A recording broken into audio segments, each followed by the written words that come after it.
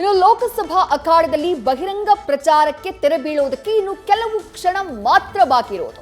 ದಾವಣಗೆರೆ ಜಿಲ್ಲೆಯ ಹೊನ್ನಾಳಿಯಲ್ಲಿ ಸಿಎಂ ಮತಯಾಚನೆ ಮಾಡಿದ್ದಾರೆ. ದಾವಣಗೆರೆ ಲೋಕಸಭಾ ಕ್ಷೇತ್ರದ ಕಾಂಗ್ರೆಸ್ ಅಭ್ಯರ್ಥಿ ಪ್ರಭಾ ಮಲ್ಲಿಕಾರ್ಜುನ್ ಅವರ ಪರವಾಗಿ ಮುಖ್ಯಮಂತ್ರಿ ಸಿದ್ದರಾಮಯ್ಯ ಮತಯಾಚನೆಯನ್ನ ಮಾಡಿದ್ದಾರೆ. ಹೊನ್ನಾಳಿಯಲ್ಲಿ ಸಿಎಂ ಬಹಿರಂಗ ಸಮಾವೇಶದಲ್ಲಿ ಭಾಗಿಯಾದರು. ಪಕ್ಷದ ಅಭ್ಯರ್ಥಿ ಪ್ರಭಾ ಮಲ್ಲಿಕಾರ್ಜುನ್ ಅವರಿಗೆ ಮತವನ್ನ ಹಾಕುವಂತೆ ಮನವಿ ಮಾಡಿದ್ರು. ಇದೇ ಸಂದರ್ಭದಲ್ಲಿ ಹಾಲಿ ಸಂಸದ ಜಿಎಂ ಸಿದ್ದೇಶ್ವರ್ ವಿರುದ್ಧ ವಾಗ್ದಾಳಿಯನ್ನ ಮಾಡಿದ್ರು. ಜಿಎಂ ಸಿದ್ದೇಶ್ವರ್ ಅಸಮರ್ಥ ಮಂತ್ರಿ ಅಂತ ತೆಗೆದುಹಾಕಿದ್ದಾರೆ. ಬಿಜೆಪಿಯ ಸುಳ್ಳು, ಕಾಂಗ್ರೆಸ್ನ ಸತ್ಯದ ನಡುವಿನ ಎಲೆಕ್ಷನ್ ಇದು ಅಂತ ಬಣ್ಣಿಸಿದ್ರು ಸಿಎಂ ಸಿದ್ದರಾಮಯ್ಯ.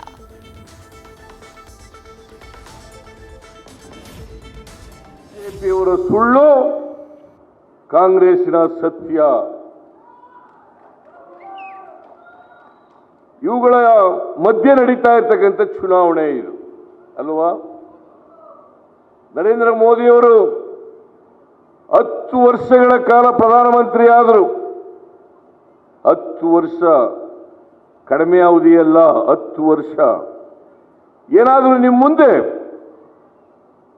ಸಿದ್ದೇಶ್ ಇಲ್ಲಿಂದ ಲೋಕಸಭಾ ಸದಸ್ಯರಾಗಿದ್ರು, ಏನಾದ್ರು 10 ವರ್ಷದಲ್ಲಿ ಇಂಥ ಕೆಲಸ ಮಾಡಿಕೊಟ್ಟಿದ್ದೀನಿ ಬಡವರಿಗೆ, ದಲಿತರಿಗೆ, ಹಿಂದುಳಿದವರಿಗೆ, ಅಲ್ಪಸಂಖ್ಯಾತರಿಗೆ, ರೈತರಿಗೆ ಅಂತ ಹೇಳಕ್ಕಾಗ್ತದ? ಮತ್ತೆ ಯಾಕೆ ಓಟ್ ಹಾಕ್ಬೇಕು ಅವ್ರಿಗೆ? ಏನು ಪದೇ ಪದೇ ಅವ್ರಿಗೆ ಹಾಕದ ಓಟ? ಎಷ್ಟು ಸಾರಿ ಗೆದ್ದಿದ್ರು ಸಿದ್ದೇಶ? 4 ಸಾರಿ ಗೆದ್ದವ್ರೆ. 4 ಸಾರಿ ಗೆದ್ದವ್ರೆ. ಅದೇ ನರೇಂದ್ರ ಮೋದಿ ಇವರು ಇನ್ಎಫಿಷಿಯೆಂಟ್ ಮಂತ್ರಿ ಅಂತೇಳಿ ಕೈ ಬಿಟ್ಬಿಟ್ರು ಇವ್ರನ್ನ. ಅಸಮರ್ಥ ಮಂತ್ರಿ ಕೆಲಸ ಮಾಡಕ್ಕಾಗಲ್ಲ ಅಂತೇಳಿ ಮಂತ್ರಿ ಸ್ಥಾನದಿಂದ ತೆಗೆದಾಕ್ಬಿಟ್ರು. ನೀವು ಅವ್ರನ್ನ MP ಮಾಡಿದ್ದೀರಲ್ಲ, ಹೇಳಿ ನೀವೇ MP ಮಾಡ್ಬೇಕು ಅವ್ರನ್ನ? ಯಾವತ್ತಾರು ಕೂಡ ಲೋಕಸಭೆಯಲ್ಲಿ ಬಾಯಿ ಬಿಟ್ಟಿದ್ದಾರಾ? ನಿಮ್ಮ ಪರವಾಗಿ, ಕರ್ನಾಟಕದ ಪರವಾಗಿ ಕರ್ನಾಟಕಕ್ಕೆ ಅನ್ಯಾಯ ಆಯಿತು, ಹೊನ್ನಾಳಿ ಕ್ಷೇತ್ರದ ಜನರಿಗೆ ಅನ್ಯಾಯ ಆಯಿತು, ಹೊನ್ನಾಳಿ ಕ್ಷೇತ್ರದ ರೈತರ ಬಗ್ಗೆ ಯಾವತ್ತಾರು ಬಾಯಿ ಬಿಟ್ಟಿದ್ದಾರೇನ್ರಿ? ಬಾಯಿ ಬಿಟ್ಟಿಲ್ಲ. ಮತ್ತೆ ಅವ್ರನ್ನ ಮತ್ತೆ ಲೋಕಸಭಾ ಸದಸ್ಯರಿಗೆ ಈಗ ಈ ಸಾರಿ ಸೋತ್ಬಿಡ್ತಾರೆ ಅಂತ ಟಿಕೆಟ್ ಕೊಟ್ಟಿಲ್ಲ ಅವರಿಗೆ. ಕೈಕಾಲು ಹಿಡ್ಕೊಂಡು ಯಡಿಯೂರಪ್ಪನವರಿಗೆ ಅವ್ರ ಹೆಂಡತಿಗೆ ಟಿಕೆಟ್ ಕೊಡಿಸಿದ್ದಾರೆ. ಎಂಥದ್ದು? ಗಾಯತ್ರಿ ಸಿದ್ದೇಶ್ವರ. ಗಾಯತ್ರಿ ಸಿದ್ದೇಶ್ವರ. ಈ ಸಿದ್ದೇಶನ್ಗೆ,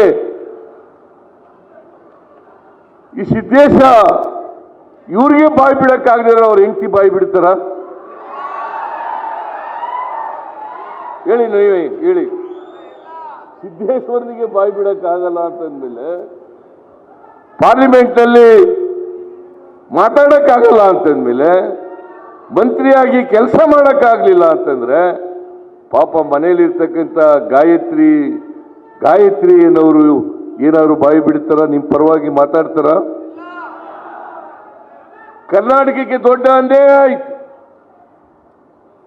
ತೆರಿಗೆ ಹಂಚಿಕೆಯಲ್ಲಿ ಅನ್ಯಾಯ. 15ನೇ ಹಣಕಾಸಿನ ಆಯೋಗ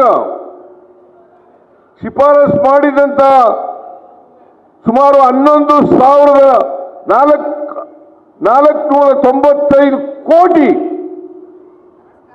ಕರ್ನಾಟಕಕ್ಕೆ ಕೊಡಲಿಲ್ಲ. 11,495 ಕೋಟಿ.